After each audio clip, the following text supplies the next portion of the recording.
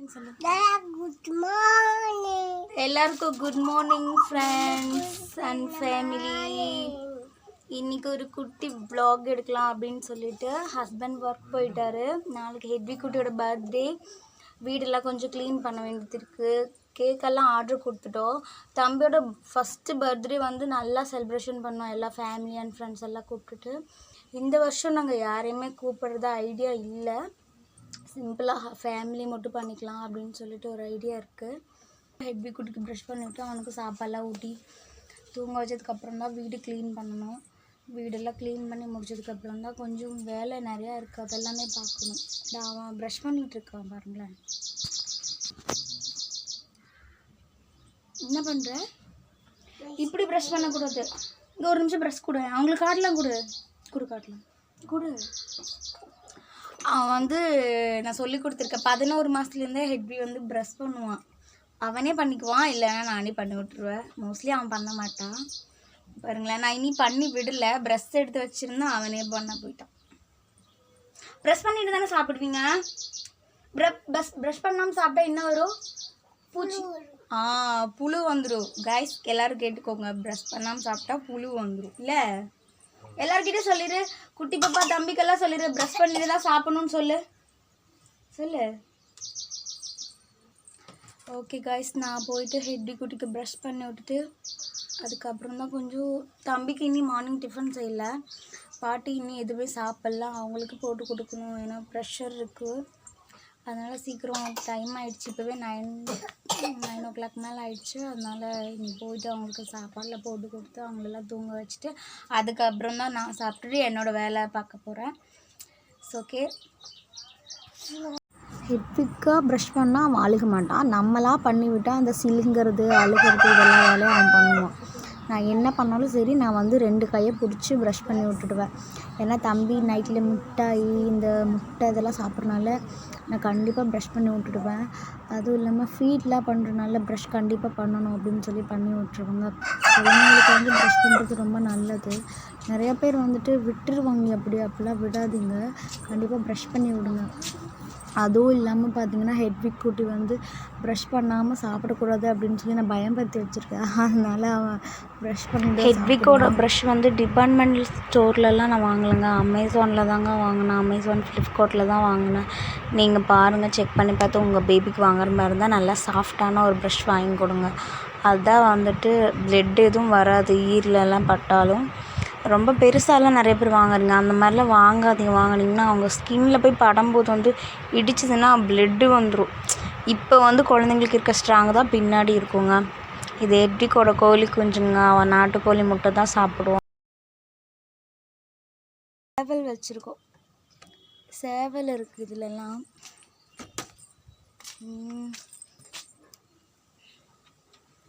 So இங்கேயும் புறா தான் இருக்குது. அதில் வந்துட்டு புறா கூண்டு இதெல்லாம் போட்டு வச்சுக்கலாம். இங்கேயும் புறா தான் போடுவோம். வெயிலில் வந்து வெயில் காய்ச்ச போடணும் அப்படின்னு சொல்லுவாங்க, அதுக்காண்டி அது போடுவாங்க. நாங்கள் இப்படி தான் டைம் போகணும் அப்படின்னா வெளியில் வந்து கொண்டு புறா சேவலெல்லாம் பார்ப்போம். இல்லை ஹெட்வி. ஓகே, நாங்கள் சாப்பிட போகிறோம், வாங்க சாப்பிட்லாம். நல்லா இருக்கா? எல்லோரும் சாப்பிட்றதுக்கு வாங்கன்னு சொல்லுவோம். வாங்க சாப்பிட்லாம் சொல்லி. நீங்கள் சாப்பிட்டீங்களா?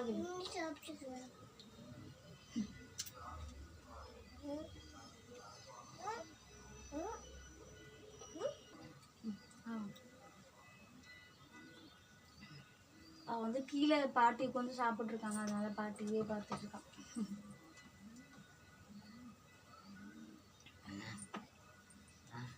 பாட்டி வந்து கீழே உட்காந்து சாப்பிட்ருக்காங்கங்க. ஹெட்விக் சொல்கிறான், அம்மா நான் கொண்டு போய், பாட்டி வந்து சாப்பிட்டு முடிச்சிட்டாங்க, கொண்டு போய் பிளேட்டு நான் கொண்டு போய் வைக்கிறேன் அப்படின்னு சொல்கிறாங்கங்க.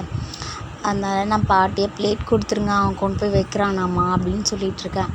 அவனும் வெயிட் பண்ணிகிட்ருக்கா பாட்டிக்கிட்ட பிளேட் வாங்குறதுக்காண்டி. என் பையன்கிட்ட நான் சொல்லி கொடுத்துருக்கேங்க, எங்கேயாவது நானே தூங்கிட்டோ இல்லை ரெஸ்ட் ரூம் எங்கேயாவது போயிருந்தாலோ பாட்டி தண்ணி கேட்டாங்கன்னா மோந்து கொடுக்கணும் அப்படின்லாம் சொல்லி கொடுத்துருக்கேங்க. அவன் என் பாட்டியை ரொம்ப நல்லா பார்த்துக்குவான். ஒரு 5 நிமிஷம் கூட என் பாட்டி விட்டு இருக்கவே மாட்டாங்கங்க. எனக்கும் என் பாட்டினா ரொம்ப பிடிக்குங்க. எங்கள் அம்மா அப்பா சின்ன வயசில் வேலைக்கு விட்டுட்டு போயிடுவாங்கங்க. அப்போ என்னை பார்த்தது எங்கள் பாட்டி தாங்க. எங்கள் பாட்டிக்காண்டி தாங்க நான் மேரேஜ் கூட பண்ணி எங்கேயுமே போகாமல் இங்கேயே இருக்கேங்க. என் பையன் பார்த்திங்களா, பாட்டியோட பிளேட் வாங்கிட்டு போய் கிச்சனுக்குள்ளே போடுறேன் அப்படின்னு சொல்லிட்டு உள்ளே போய் கழுவுற இடத்துல கொண்டு போய் போட போகிறாங்க. நான் அவன்கிட்ட சொல்லியிருக்கேங்க, பெரியவங்களை என்றைக்குமே மதிக்க கற்றுக்கணும். நம்ம வந்துட்டு என்ன சொல்கிறது, மற்றவங்க நம்மளே என்ன சொன்னாலும் பரவாயில்ல, நம்மளோட ஒரு விஷயத்த நம்ம பண்ணுற கடமை வந்து பண்ணிடணும் அப்படின்னு சொல்லியிருக்கேங்க.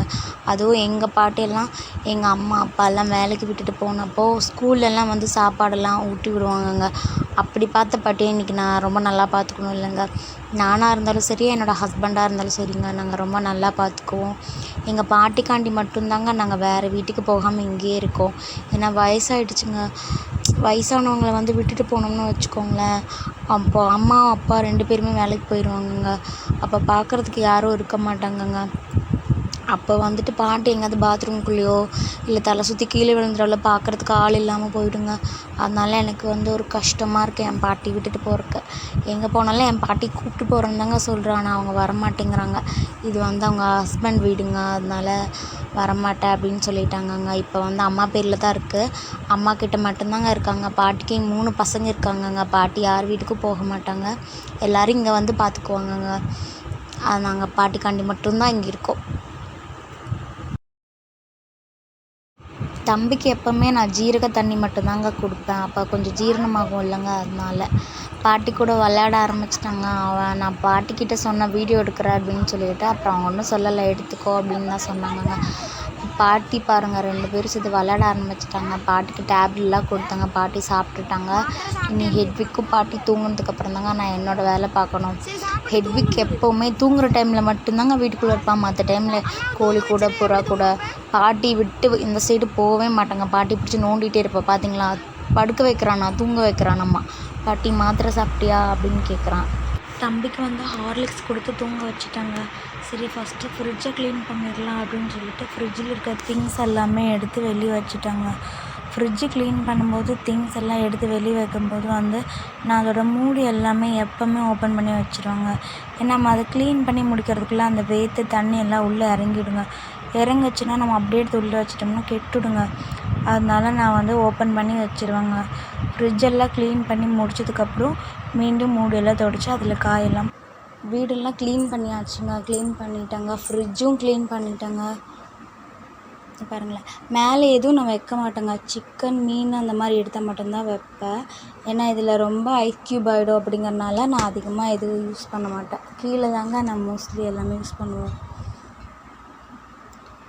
இதில் வந்து பட்டர் இருக்குங்க, நெய் காய்ச்சறதுக்கு.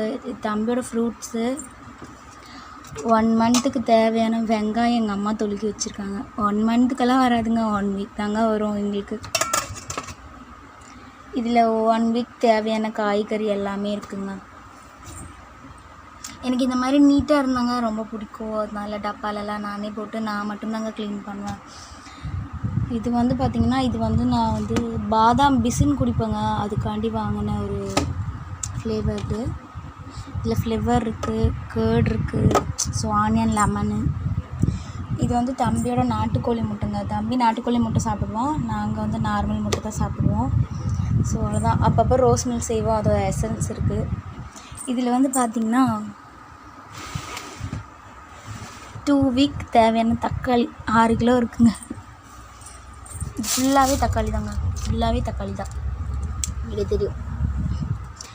அம்மா வந்து மார்க்கெட்டில் எல்லாம் ஒட்டுக்க வாங்கி வச்சிட்டாங்க. இது வந்து கீரை. சனிக்கிழமைனாலும் கீரை செய்ய மாட்டோம், மற்ற எல்லா டேயும் கீரை செய்வோம், அவ்வளோதாங்க. இப்படி தான் நான் வந்து ஃப்ரிட்ஜை வந்து மெயின்டைன் பண்ணுவேன். எனக்கு நீட்டாக இருந்தால் தான் பிடிக்குங்க.